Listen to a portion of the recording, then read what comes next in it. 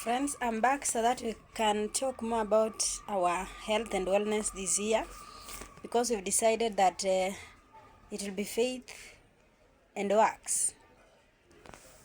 Now, the enemy knows, it is written that he knows that he has but a little while.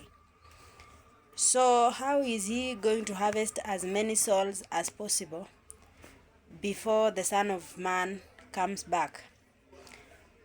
You see, the enemy is so ambitious that he will literally do everything to have each of us find our way to hell where he belongs. And therefore, if you beat him with your prayers and your sanctification and your righteousness, he can still manage to capture you as far as food is concerned.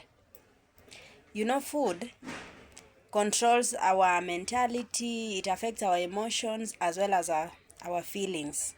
That one, you must know that. And therefore, when you eat the wrong food, you will impact negatively on your spirit man. In the book of Isaiah 58, when the prophet is teaching us about fasting, he tells us to give our bread to those who are in need. Deal your bread to those that are in need. Now, you and I know how bread is manufactured. Why are you supposed not to use bread then during that time? Think about it. Now, did you know that 90% of the diseases that we face, they all originate from the mind? Because food affects our frontal lobe.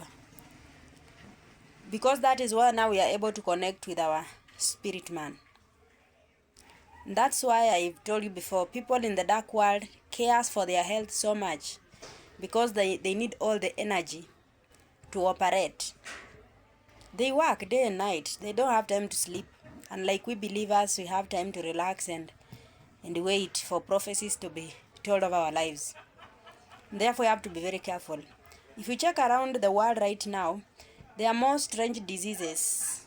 Diseases that were scarce during those days are now rampant.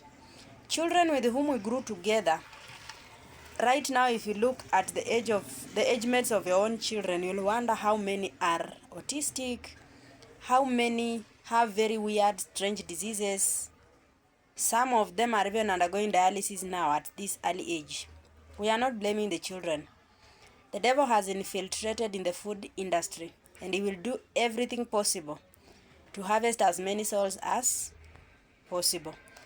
That's why the Bible categorizes gluttony as a form of idolatry. The day you make, or the moment you make your tummy, your stomach a god, then you fall into the trap.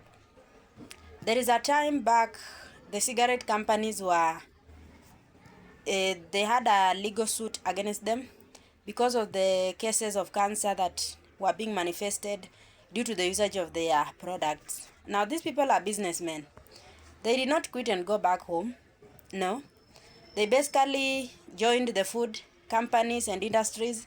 And they're using the same products to make or to manufacture the foods that we use. So the same thing that they were using to manufacture the cigarettes, they are also being used and incorporated in the foods that we eat. Processed foods. Some of the soft drinks and beverages that we use affect our lives negatively. We are just from a festive season, and I know there are very many sins that we've committed as far as our stomachs are concerned. So it is about time we reflect on our health again.